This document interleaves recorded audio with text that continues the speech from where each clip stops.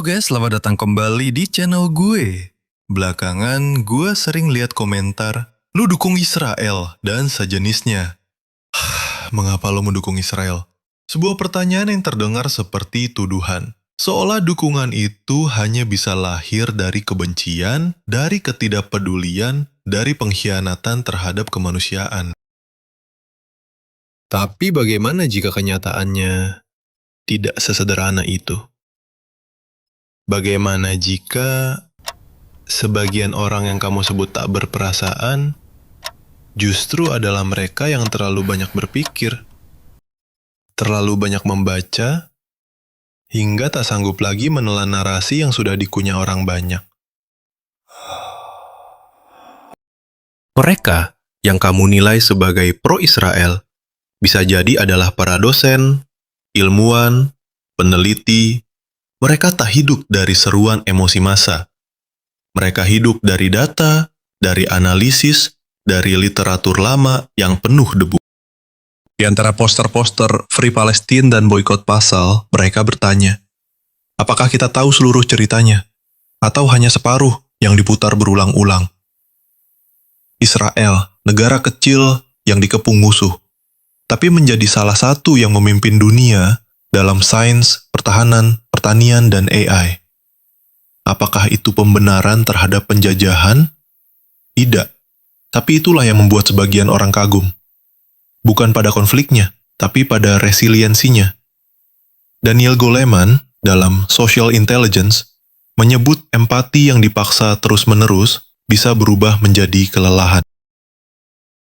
Mungkin itulah yang terjadi. Sebagian orang tidak lagi merespon seruan Palestina karena mereka lelah. Karena konflik yang tidak pernah selesai.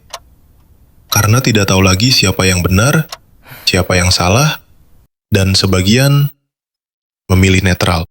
Di balik semua ini, Indonesia sendiri menggunakan teknologi yang berasal dari Israel, tanpa disadari, tanpa dicatat. Produk pengawasan, startup global, cloud service, semuanya masuk lewat jalur yang tidak pernah masuk berita. Dan para akademisi tahu itu. Mereka tahu bahwa yang dilarang secara moral seringkali diizinkan secara sistem. Tapi mari kita mundur lebih jauh. Melewati semua statistik, melewati semua footage yang sudah kamu lihat berkali-kali. Pada 2 November 1917, Deklarasi Balfour. Parati. His Majesty government views with favor the establishment in Palestine of a national home for the Jewish people. Satu surat. Hanya 67 kata. Dikirim oleh Inggris kepada Zionis. Bukan kepada warga Palestina.